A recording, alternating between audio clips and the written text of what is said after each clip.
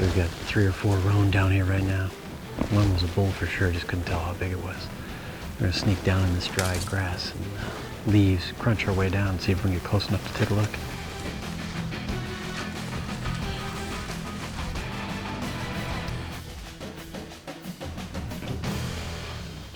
Yeah, they're gone. How many were there? 3. He says there were 8. I saw 3.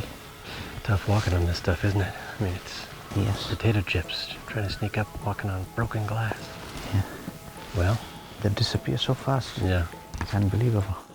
You know, we saw these beautiful roan. I only saw 3. He said there were 8. We got down there and there were none. Sounds like roan hunting.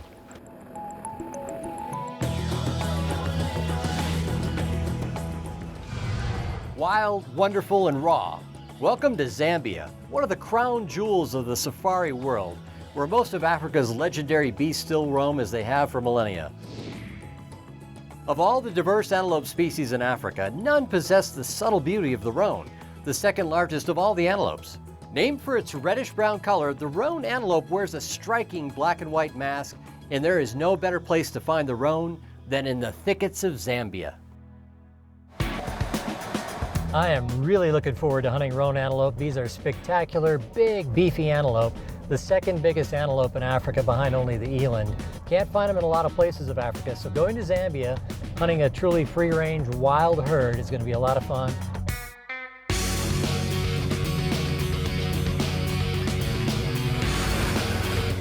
Zambia is a place that's incredibly wild. It's landlocked, there's no coast here. The safari industry really didn't get going here until the 1960s, very late. So you've got a lot of virgin territory out here. It's really a country that has just about the best of Africa in it. With no seacoast, Zambia remained the most remote part of Africa until the late 19th century, and it's where the great explorers went to die and the great hunters barely escaped with their lives. It was in Zambia on a hunt on the shores of Lake Bangweulu, while on his knees in prayer, that the famed missionary explorer Dr. David Livingstone died in 1873 from the effects of malaria and dysentery. 5 years later, Africa's most renowned hunter and friend of Theodore Roosevelt, Frederick Courtney Selous, set course north of the Zambezi River into country that was beautiful and green and never hunted before, but with all the tall rainy season grasses, hard to take game in. He found roan and wildebeest, lechwe and zebra, but also mosquitoes and fever. And finally, he had to struggle his way back to the river to escape with his life. Ah yes, there is that side of Africa too. You know what they say, big shoes. Big roan. Yes.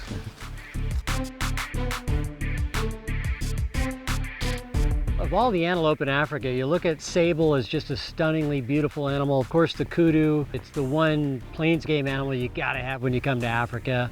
But then you look at the roan, and the roan is not found in a lot of Africa. It's got a small range. It's really a premium animal. It's a stunningly beautiful animal. So I've always wanted to hunt roan. I've seen them in different parts of Africa, but I've never had the chance to hunt them. We can get going. All right, let's do it. Yeah, let's go. Didn't get up at 4 a.m. to sit around the fire, did we? Yeah. A day in the life of safari starts with unbridled optimism, for no place is more a land of opportunity for the hunter than is Africa. Every turn of the trail brings a prospect of a close encounter. It's just a matter of what, not if. The trekkers had been seeing a herd of roan around the salt pans, and they told us there was a really big bull there. There's a herd with a really nice bull on it. Oh, this is the spot, okay. So let's go and see. All right, let's go. This time of the morning, he's normally around here. So let's go and have a look. There. Okay, okay. That's Sam, okay. Big male. Let's move in. All right. When we saw that group of roan, I knew that this is the roan that we've got to go after. And we've got to try very hard to try and get him. There's one good one. You see him up there? He's like number 2 or 3 from the right.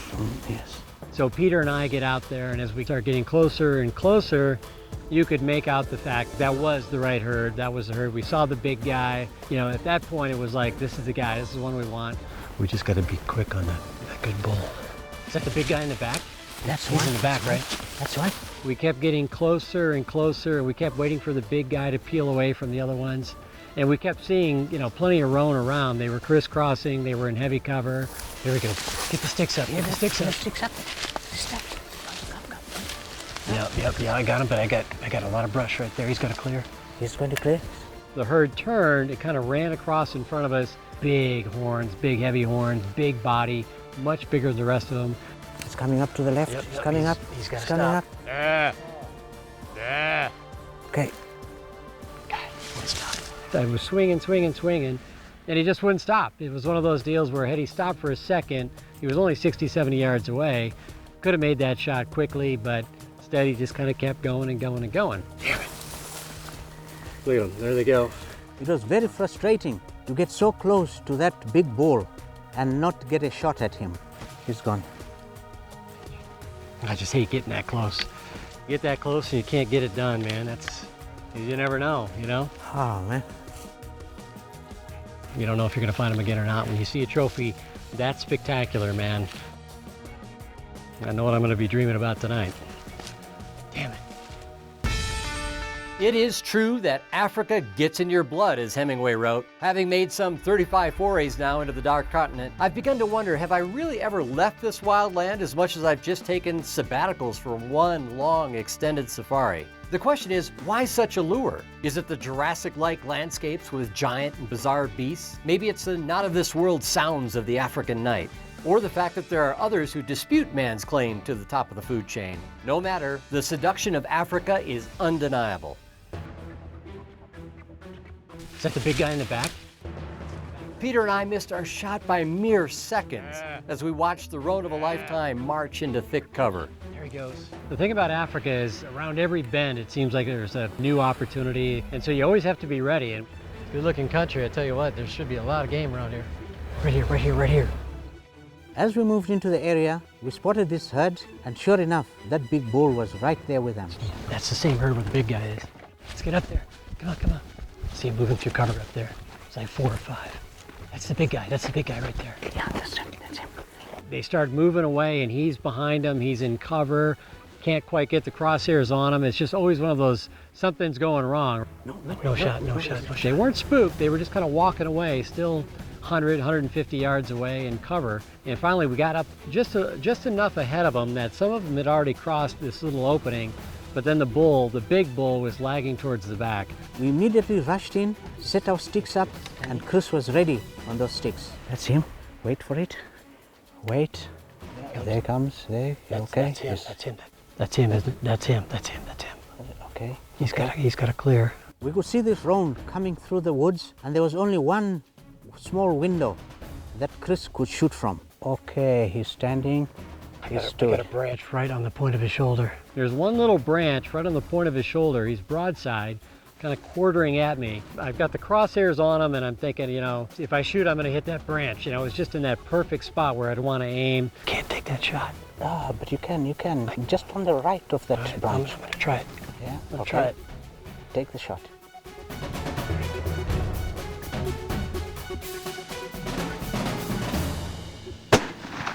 Oh, you got him.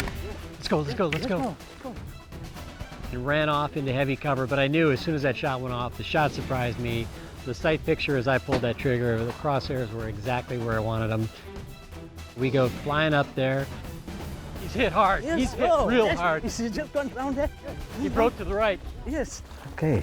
I know he dropped somewhere around He got here. hit hard. It was right back here. He should be somewhere out in here. We get up there and there's no roan. And I'm thinking, uh-oh, maybe I caught the branch. Maybe, you know, who knows what happened. And then suddenly the tracker says, no, over here. There he is.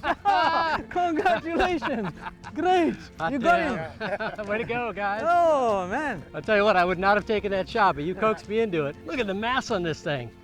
There's ground shrinkage, and then there's the opposite of ground shrinkage. And this thing, honest to gosh, it was just huge. Holy cow, look at the bases on this thing. Looks like a sable light here.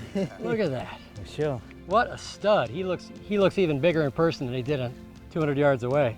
This is really a nice roan for Chris to have one like this. And it's a 27-inch roan, which is one of the best that you can get around here.